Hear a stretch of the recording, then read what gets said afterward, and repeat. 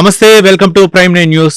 నేను రవి. ఈరోజు ఎడ్యుకేషన్ ప్రోగ్రాంలో భాగంగా పిల్లలు భవిష్యత్ అనే అంశంలో మనం చర్చిస్తున్నాం. ఇక పిల్లలు ముఖ్యంగా నీట్ అవ్వచ్చు, జేఈ అవ్వచ్చు, ఈ యొక్క ఎగ్జామ్స్కి ప్రిపేర్ అయ్యేటటువంటి పిల్లలు వాళ్ళ యొక్క ఆలోచన విధానాలు ఏ విధంగా ఉంటాయి, ముఖ్యంగా తల్లిదండ్రులు పాత్ర ఏంటి అనే అంశంపై ఈరోజు పిల్లలు భవిష్యత్తు అనేటటువంటి అంశంలో మనం చర్చిద్దాం. ఇక ప్రముఖ ఎడ్యుకేషనల్ కౌన్సిలర్ అలాగే ఎడ్యుకేషన్ డిజైనర్ ఎన్బివి సుబ్బారావు గారు మనతో ఉన్నారు. వారిని అడిగి మనం తెలుసుకుందాం. ఇక సుబ్బారావు సార్ని అందరూ కూడా సుబ్బు సార్ అని పిలుస్తుంటారు. వారిని అడిగి మరిన్ని వివరాలు తెలుసుకుందాం. అసలు పిల్లల సైకాలజీ, తల్లిదండ్రుల యొక్క అభిప్రాయాలు ఏ విధంగా ఉంటాయి, ముఖ్యంగా నీట్ అలాగే జేఈకి ప్రిపేర్ అయ్యేటప్పుడు ఎలాంటి సూచనలు తీసుకోవాల అంశాలే ఈరోజు వారిని అడిగి మరిన్ని వివరాలు తెలుసుకుందాం. సుబ్బారావు గారు నమస్కారం సార్. నమస్తే అండి. ముఖ్యంగా ఇప్పుడు ఉన్నటువంటి జనరేషన్లో ఎక్కువగా జేఈ, నీట్ ఎక్కువగా విద్యార్థులు అయితే మాత్రం వాళ్ళ తల్లిదండ్రులు డబ్బులు లక్షలకు వెచ్చించి వాళ్ళ ఇన్స్టిట్యూట్లో జాయిన్ చేయటం, వాళ్ళకి ఏదైనా సరే ర్యాంకు కొట్టాలనే ఉద్దేశంతో ముఖ్యంగా పిల్లల పక్కన ఉంచితే తల్లిదండ్రులే ఎక్కువగా వాళ్ళు ఆవేశపడుతూ ఉంటూ ఉంటారు. ఏంటి ఏ విధంగా చూడొచ్చు వాళ్ళ యొక్క స్టడీ అవ్వచ్చు, లేకపోతే తల్లిదండ్రుల యొక్క వాళ్ళ యొక్క భావాలు కానీ ఏ విధంగా చూడొచ్చు అంటే? అలా పెద్ద అంశాన్ని తీసుకున్నారు ఈరోజు ఎపిసోడ్కి.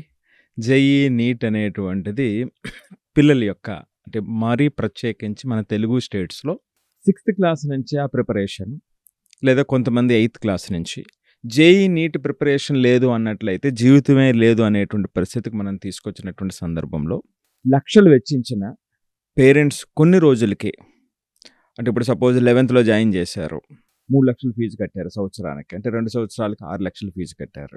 అలాగే 6th నుంచి చూస్తే ఈ జేఈ, నీట్ కోచింగ్ వల్ల ఇంకొక 50,000 చెప్తుంటారు. ఫీజు 1,00,000 రూపాయలు ఉందంటే దీనికి ఇంకొక 50,000 అనేటట్టు. అంటే ఆ విధంగా మీరు చూస్తే పేరెంట్స్ యొక్క ఎంతో కష్టం. అమౌంట్ మనం కట్టిన తర్వాత ఈ 11th వచ్చిన తర్వాత కొన్ని నెలలకు వచ్చేటప్పటికి పిల్లలకి ఆ ముందున్నటువంటి ఉత్సాహం ఉందా లేదా, ఆ ఉత్సాహం తగ్గిందా, లేదా ఆ ఉత్సాహం అనేటువంటి దాన్ని బాగా న్యూట్రలైజ్ అయిపోయిందా, వాళ్ళు చదువు విషయంలో సంబంధించి మాట్లాడడం తగ్గించారా, మీరు అడిగేటువంటి ప్రశ్నలకు మాట్లాడడం మానేస్తున్నారా, దానికి సమాధానం చెప్పట్లేదా, లేదు బాగుందని ముక్తసరిగా సమాధానం చెబుతున్నారా?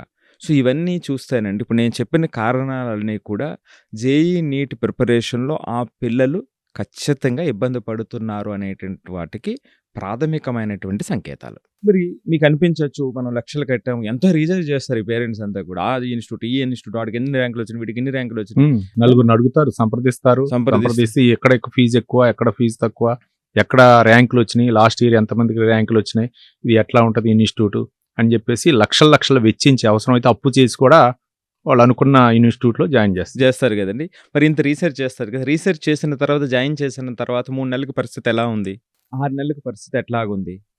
లేదు, నేనేమంటానంటే ఎవరైనా సరే జాయిన్ అయ్యేటప్పుడు 12th అయిపోయిన తర్వాత పిల్లల్ని చూడండి.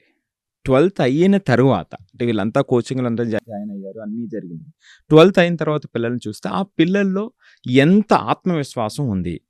ఈ 2 సంవత్సరాలు 11th, 12th లేదా 9th నుంచి 4 సంవత్సరాలు వాళ్ళ ప్రిపరేషన్ టైంకి సంబంధించి, ప్రిపరేషన్ విషయాలకు సంబంధించి ఎంత కాన్ఫిడెంట్గా వాళ్ళు చెప్పగలుగుతున్నారు, లేదా వాటిని గుర్తుపెట్టుకోవడానికి ఇబ్బంది పడుతున్నారు అనేటువంటి ప్రాథమికమైనటువంటి సంకేతాలండి.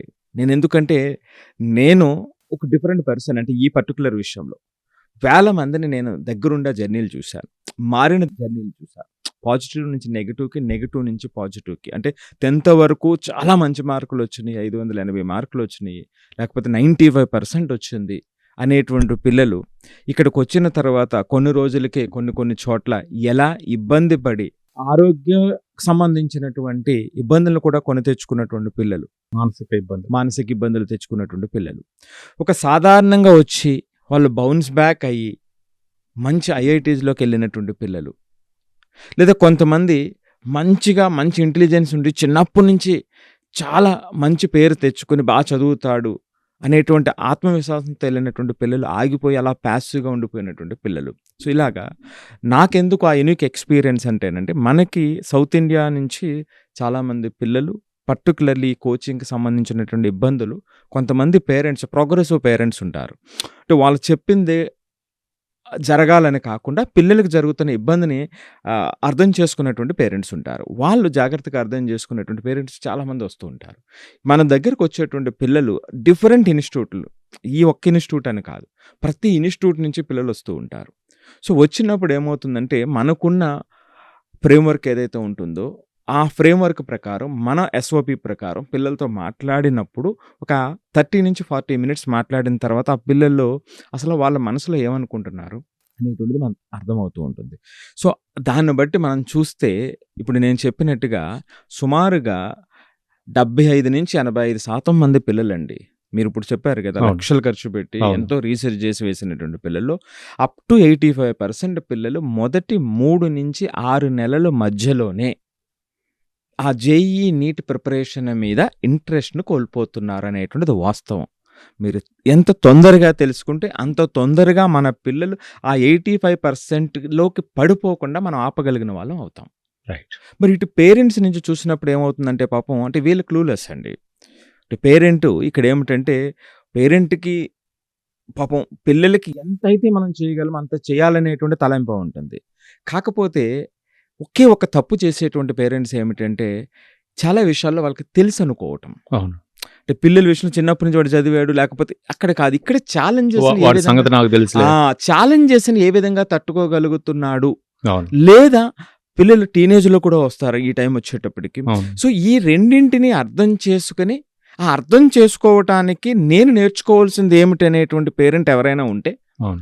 ఆ పేరెంట్ అంటే వాళ్ళకి రాబోయేటువంటి ఎన్ని సంవత్సరాలు అయితే 80-90 సంవత్సరాలు ఆ పిల్లలకి ఆ రైట్ ఎక్సలెన్స్ రిలేషన్ ఎక్సలెన్స్ తెచ్చిన వాళ్ళు అవుతారు, రైట్. ఒక పునాది వేసిన వాళ్ళు అవుతారు. పునాది వేసిన వాళ్ళు అవుతారు. సో